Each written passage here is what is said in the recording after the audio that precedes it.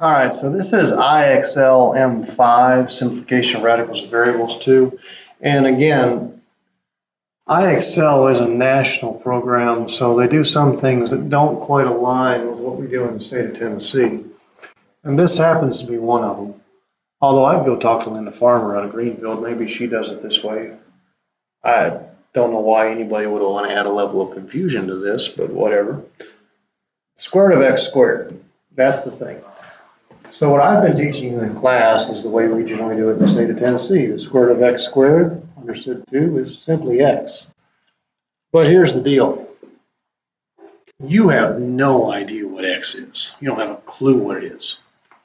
What if it was a -3? Okay? This would return -3. Unless solving for x,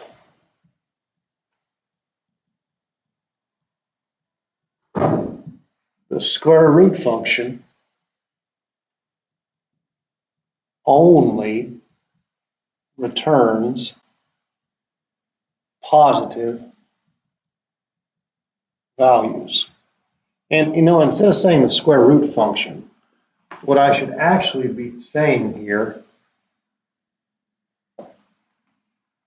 is even roots.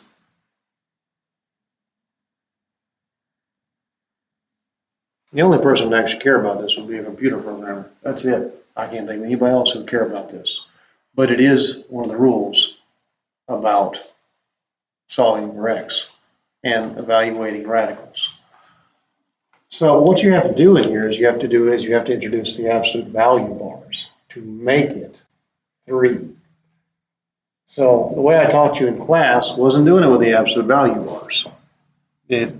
But that's what's technically supposed to be there. And there is such a small segment of the population that actually does math that this matters to. I'm really surprised IXL makes a big deal out of it. But here we are. So this is actually the absolute value of x. Awesome sauce. All right. 338x to the 4th. I won't actually need absolute value bars here. I do have to oversimplify the number, and that's a 338. That's a weird number. I've never asked a kid to simplify the root 338. So let's see here. 338 divided by 16. Why did I pick on 16? Because I can take a square root. 338 divided by 4. No.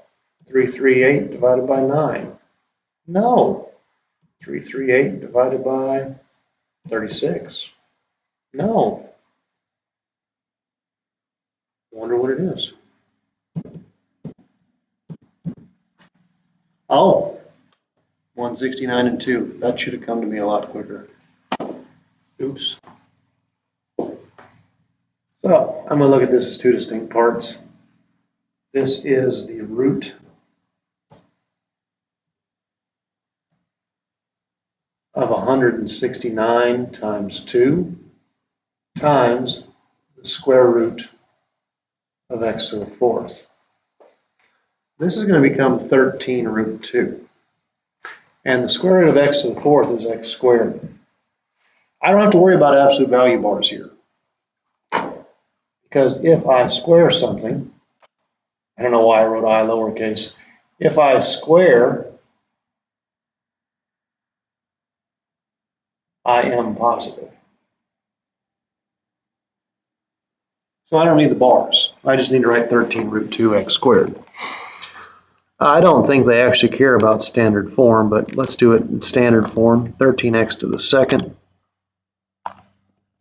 root 2. Awesome sauce. This is a 4th root.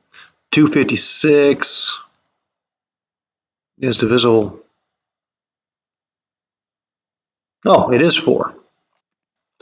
And then 4 enters 16 4 times. Took me a second. Don't know why it did.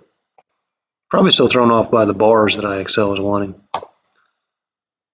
All right. 4th root of x to the 8th.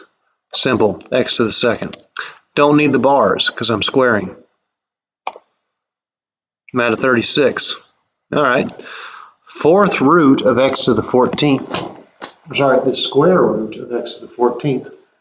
This would be x to the 7th, y to the 4th.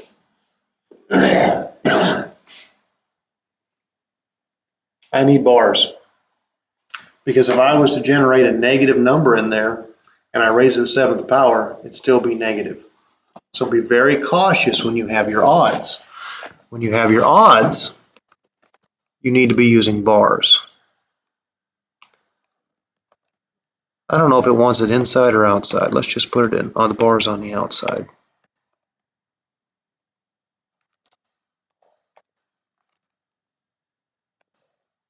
Excellent. Here we have a cubic root, and again, it is okay for odd roots to be negative. Perfectly okay. This one's easy. 5x to the 5th, sorry, x to the 5th, y to the 6th.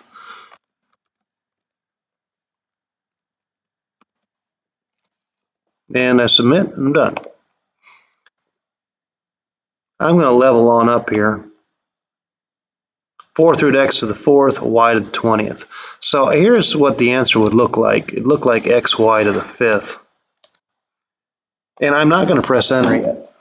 Okay? xy to the 5th. Even root. I cannot return negatives. If this was negative, I'd spit back a negative. If that was negative, it would spit back a negative. These could return negatives. So what I need to do is I need to take my result and I need to introduce absolute value bars, and I'll be good. And I can hit that submit key and I ought to be great. See? Bump up level 5, square root x squared, y to the 9th. If you do the math on this, you would get x to the 2nd, y cubed. And that is an issue. Generally speaking, and that is generally speaking, it's your odd exponents need your absolute value bars when taking even roots. I'm sure that's easy to read, isn't it? I'm sure it's wonderful to read. So x to the 2nd, wrap y cubed in a set of bars because you don't like it. That was why I completely missed that problem like a moron, didn't I? Oh my Lord, I did. I must have seen the wrong thing. Oh well, it happens. See if I can get something back like that to redeem myself. I'd love to tell you I'm perfect. This is an odd root. Negativity doesn't matter. Negative xy is good. Hopefully you get why it is that way. Also an odd root. Negativity doesn't matter. So I don't need absolute value bars. Cannot believe I missed that question. Aggravates the crap out of me when I'm recording and I miss something.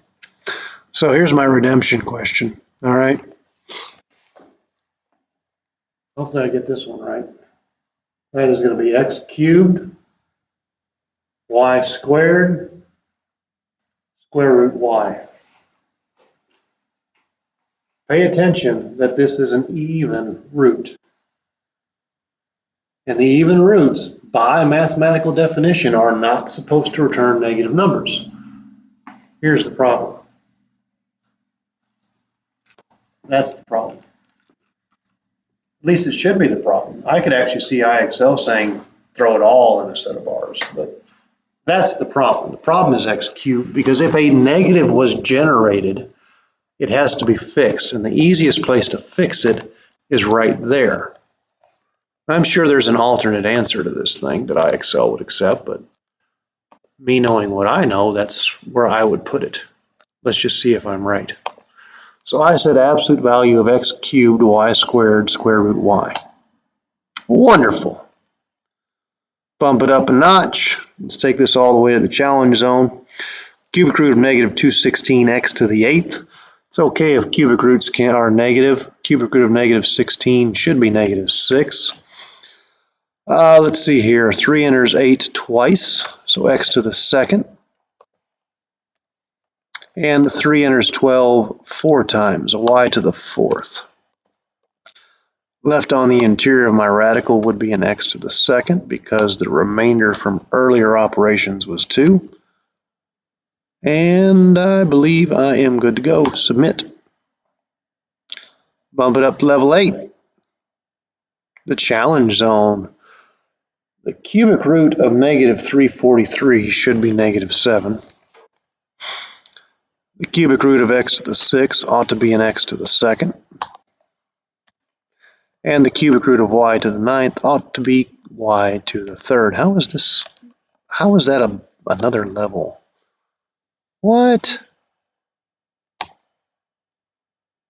Okay, let's take this to the extreme here. There is no challenge zone, apparently. Fifth root of 1024 is 4. Fifth root of x to the 13th. By the way, fifth root, it can be odd. I don't have to worry about bars. Fifth root of x to the 13th is going to be x to the 2nd. Fifth root of y to the 5th is going to be y. And what do we got left in here? 5 times 2 is 10, so I'm missing 3 pieces to finish off my exponents. All right, cool.